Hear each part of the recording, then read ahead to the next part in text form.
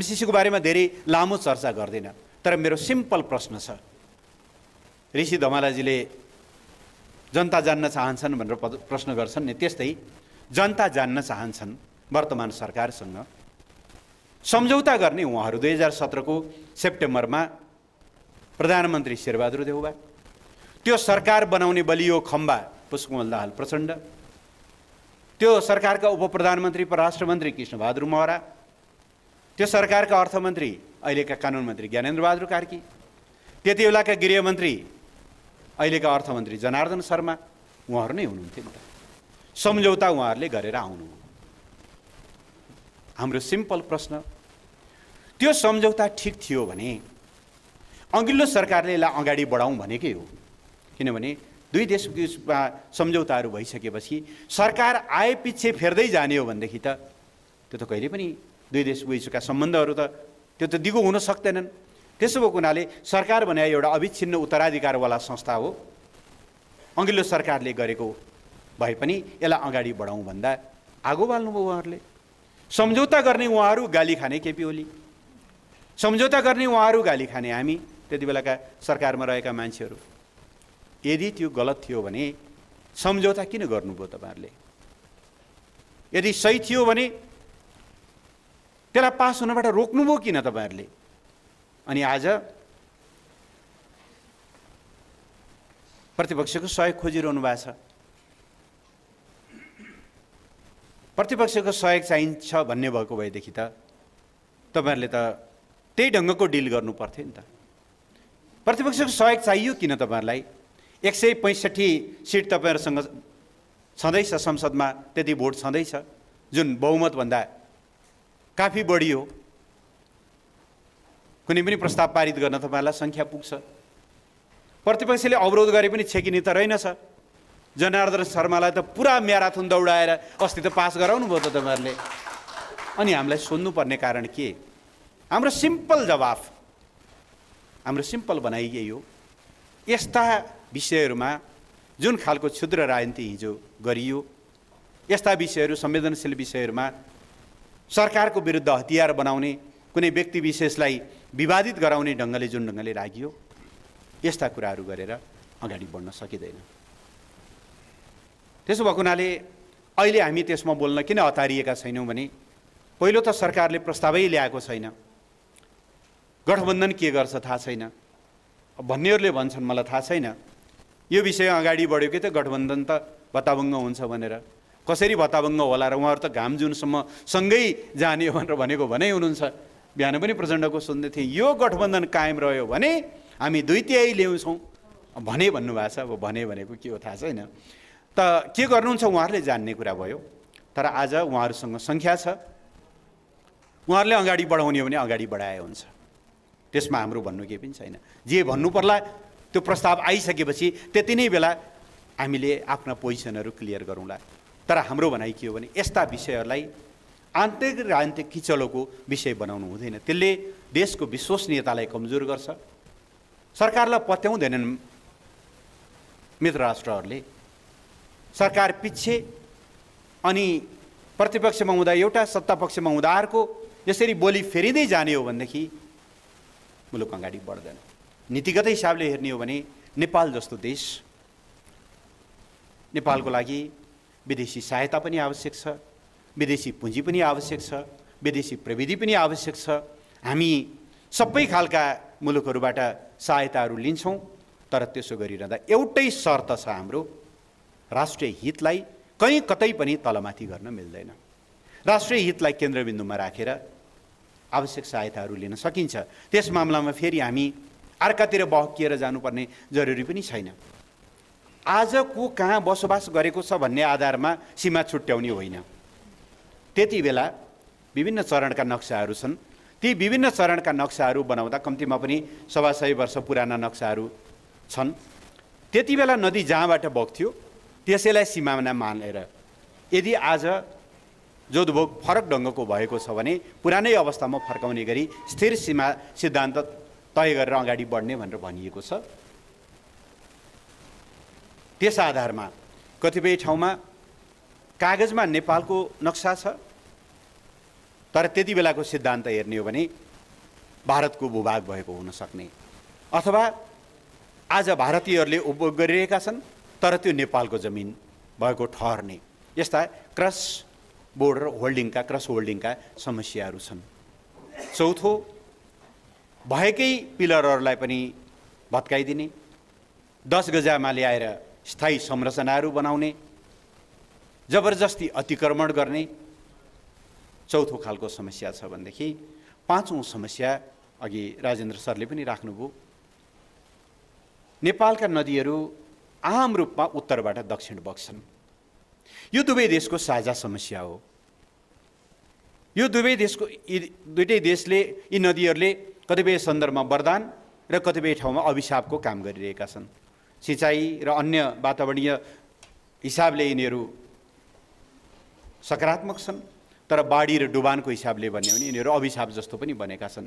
त्यस्तो हिसाबमा त्यो बाढी र डुबानको समस्या समाधान गर्नका लागि दुवै देशले आपसी समझदारीबाट कस्तो संरचनाहरू निर्माण गर्ने, चुरेको फेदैबाट नदीलाई ट्यामिङ गर्दै त्यसलाई बाँध्दै लगेर जाने हो भने नेपाल पनि सुरक्षित, भारत पनि सुरक्षित हुने गरी गर्नुपर्ने कामको सट्टा सीमामा एकतर्फी ढङ्गले संरचनाहरू बनाइएका छन्, कहीँ बाँध, कहीँ सडक, कहीँ तटबन्धहरू, कहीँ अरू के, र यसले प्रत्येक वर्ष नेपालको भूभाग डरलाग्दो गरी डुबान हुने गरेको छ।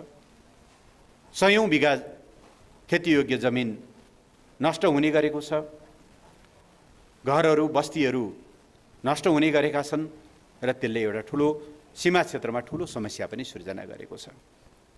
यी सबै कुराहरूलाई ध्यानमा राखेर नयाँ सरकार आइसकेपछि पहिलो काम यो समस्या समाधान गर्ने। गत वर्ष हामीले बडो उत्साहका साथ, सर्वसम्मतिका साथ लिपुलेक, लिम्पियाधुरा र कालापानी समेटिएको नयाँ नक्सा प्रकाशन गऱ्यौँ। त्यो नयाँ नक्सा अनुसारको निशान छाप बनाउन संविधानमा सर्वसम्मत संशोधन पनि गऱ्यौँ र नेपाल भारत संयुक्त आयोगको 6औं बैठक जो गएको जनवरीमा दिल्लीमा भएको थियो, जुन बैठकमा नेपाल र भारतका परराष्ट्र मन्त्रीहरूले को चेयर गर्छन्, संयुक्त अध्यक्षता गर्छन्, त्यो बैठकमा नेपालले औपचारिक रूपमा कालापानी, लिपुलेक, लिम्पियाधुराको विषयलाई एजेन्डामा प्रवेश गराएर यो समस्या छिटो समाधान हुनुपर्छ, त्यो जमिन नेपालले पाउनुपर्छ, नेपालको जमिन हो, नेपालले फिर्ता पाउनुपर्छ भनेर आफ्नो अडान राखेको छ।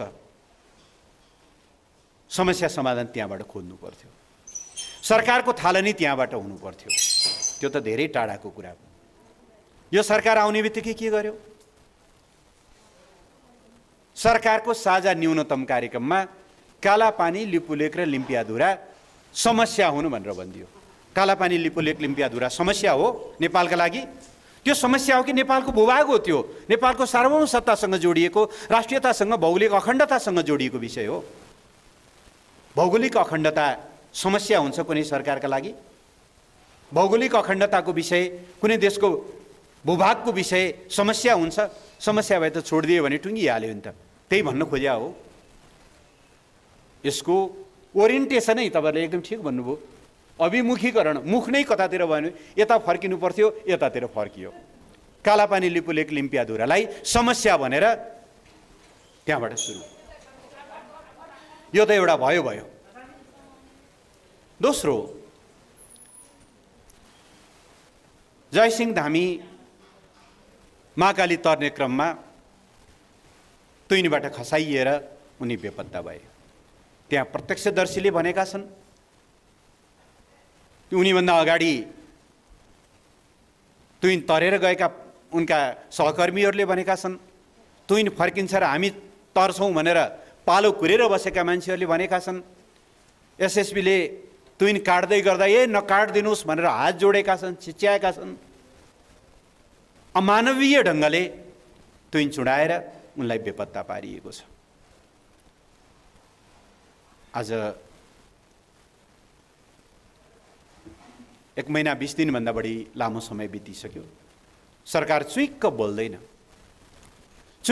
आफ्ना नागरिकहरू यसरी बेपत्ता पारिएको विषयमा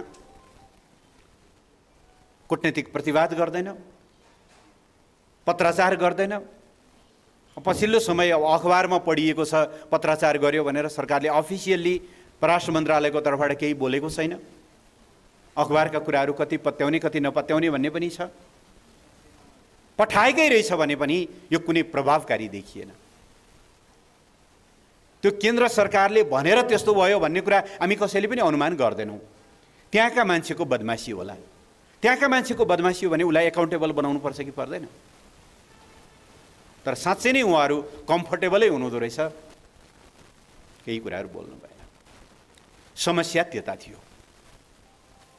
भारतसँग खास गरेर यो लिपुलेक, लिम्पियाधुरा, कालापानी र सुस्ता क्षेत्रका समस्या, त्यो विषय नेपालको राष्ट्रिय अडान अनुसार ती जमिनहरू नेपालले फिर्ता ल्याउने गरिकन आफ्ना विषयहरू, आफ्नो कूटनीतिक पहल अगाडि बढाउनु पर्ने र आफ्ना नागरिकको त्यसरी अनाहकमा अब लास नभेटिएको कारणले कानुनी हिसाबले ज्यान गएको भन्न प्रमाण नपुग्ला, तर दुनियाँले बुझेको कुरा हो कि उहाँ अब हामीसँग हुनुहुन्न। यस्तो संवेदनशील विषयमा पहल गर्नुको साटो सरकार कतातिर लाग्यो? सरकार चीनतिर लाग्यो। त्यो पछि बुद्धिनारायण सरले सविस्तार बताउनुहुन्छ। पहिलो कुरा मैले अघि पनि निवेदन गरेँ, नेपाल र भारतको सीमा जस्तो नेपाल र चीनको सीमा अस्पष्ट छैन।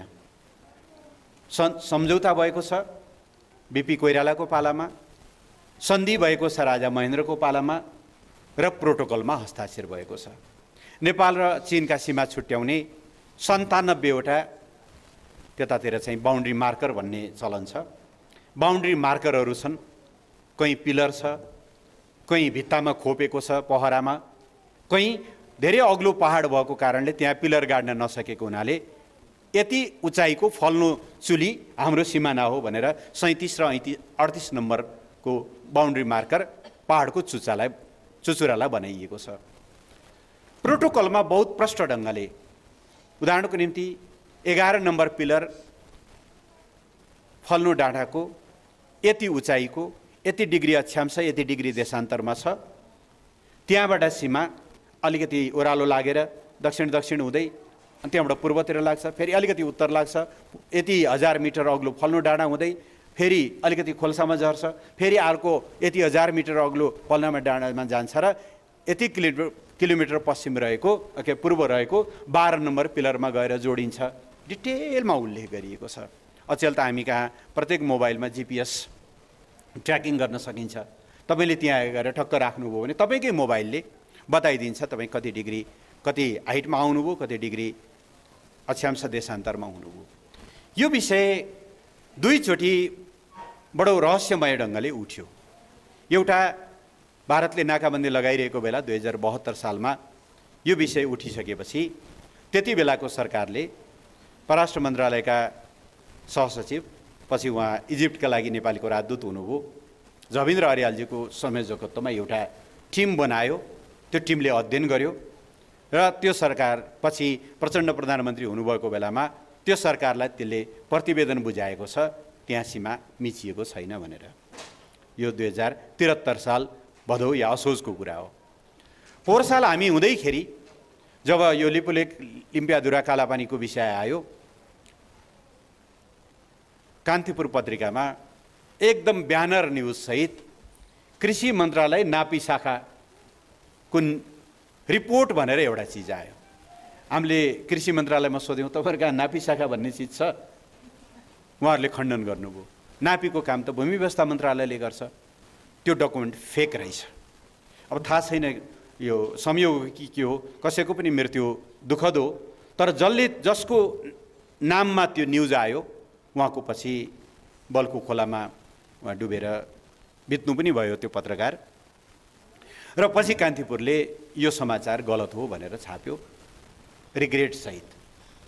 हुँदै नभएको मन्त्रालयको शाखाको नाउँमा एउटा फेक डकुमेन्ट दिएर यो विषय हल्लाखल्ला भइसकेपछि र फेरि एकजनाले ल 11 नम्बर पिलर त हरायो भनेर भनिसकेपछि फेरि सरकारले त्यो विषय जिम्मा लियो र हुम्लाका तत्कालीन सिडिओको संयोजकत्वमा हामीले फेरि त्यहाँ फिल्डमा पठायौँ।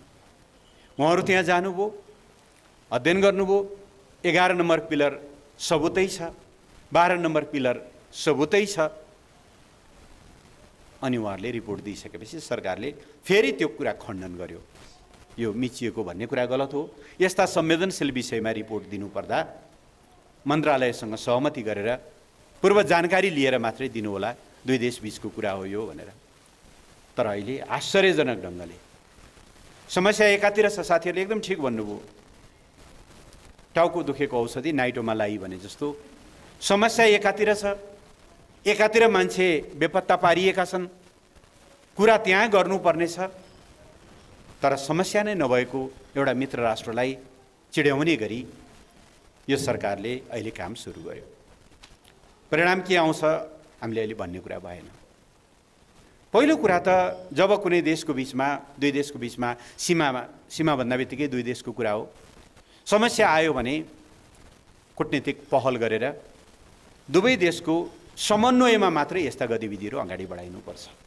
एकतर्फी ढङ्गले एउटा देशले सीमा मिचियो भन्ने र उसले अध्ययन गर्ने हो भने अर्को देशको प्रतिक्रिया के हुन्छ?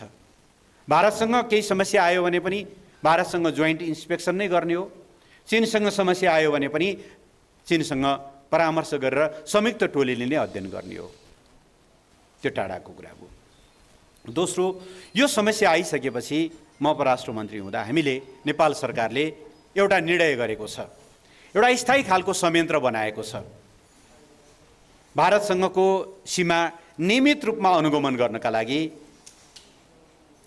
भारत हेर्ने मन्त्रालयका सहसचिवको संयोजकत्वमा परराष्ट्र मन्त्रालय, गृह मन्त्रालय, रक्षा मन्त्रालय, भूमि व्यवस्था मन्त्रालय, नेपाली सेना, नेपाल प्रहरी, सशस्त्र प्रहरी बल र नापी विभाग सहितको एउटा स्थायी संयन्त्र छ। उसले रेगुलरली ती सीमाहरू हेर्छ। पोहोर साल उहाँहरूले ताप्लेजुङदेखि लिएर दार्चुलासम्मको समग्र सीमाको अध्ययन गरेर यति मोटो रिपोर्ट दिनुभएको छ।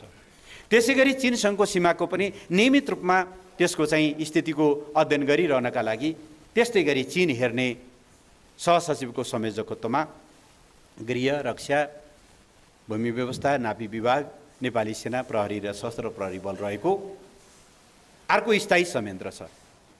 त्यो स्थायी संयन्त्रको टुङ्गोमा ल्याइएको छैन।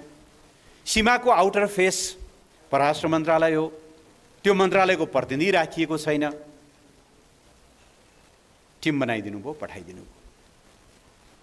यो कूटनीतिक एउटा डिजास्टर हो भन्ने म ठान्छु।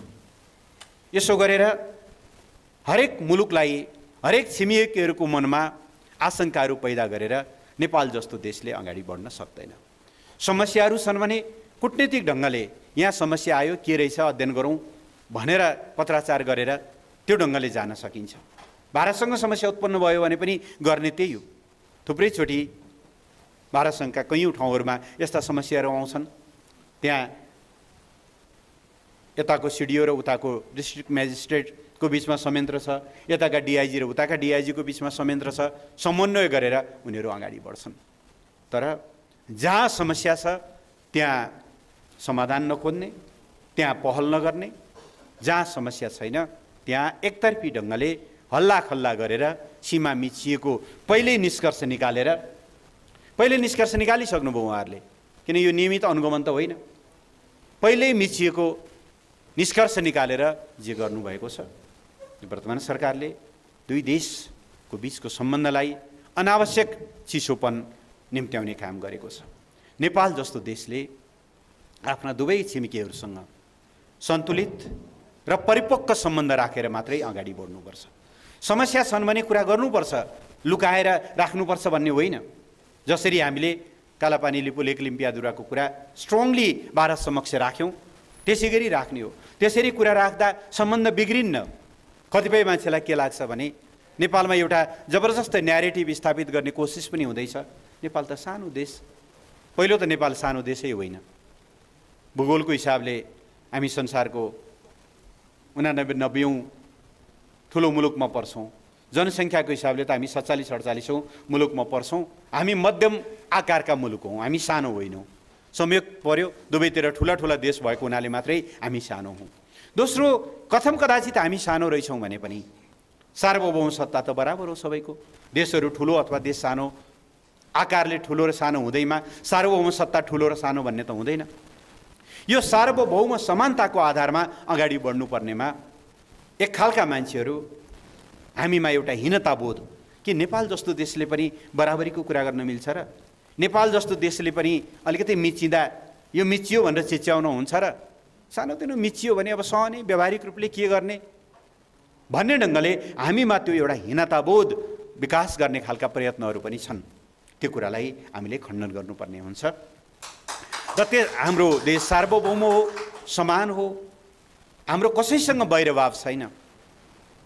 अघिल्लो सरकारले एउटा घोषित नीति नै बनाएको थियो, amity with all, enmity with none. सबैसँग मित्रता, कसैसँग छैन शत्रुता। हाम्रो संसारमा कुनै पनि मुलुक शत्रु होइनन्, तर कतिपय मुलुकसँग हाम्रा समस्या छन्। फेरि समस्या छन् भनेर हामी लुकाउँदैनौँ, भएका समस्याहरू लुकाउँदैनौँ। समस्या छन्, तिनलाई वार्ताबाट हामी समाधान गर्न चाहन्छौँ। समाधान गर्न सकिन्छ, कत्रा ठुला ठुला समस्याहरू त वार्ताबाट समाधान गर्न सकिन्छ भने यो समाधान गर्न नसकिने कुरा होइन। हामीले बढी केही भनेकै छैनौँ। सुगौली सन्धि अनुसार जुन सीमा तय भएको छ त्यस अनुसारका भूभाग नेपालले पाउनु पर्यो, बस हामीले त्यही भने हो नि त।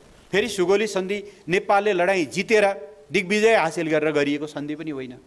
हामी त कुमाउँसम्म पुगेका थियौँ, सतलजसम्म पुगेका थियौँ, पछाडि ब्याक हुँदै हुँदै रिट्रिट हुँदै हुँदै हुँदै आएर ल भो अब यहाँभन्दा बढी लडाइँ नलडौँ भनेर एक किसिमले नेपालको हात तल पारेर गरेको सन्धि हो नि त सुगौली सन्धि। सुगौली सन्धिको नाम सम्झिँदा गर्वले शिर ठाडो हुने सन्धि त होइन। हामीले स्वीकार गरेका छौँ, खुम्ची हो हाम्रो, झन्डै 40% भूभाग गुम्यो। अब त्यति बेला शक्ति सन्तुलन त्यस्तै थियो।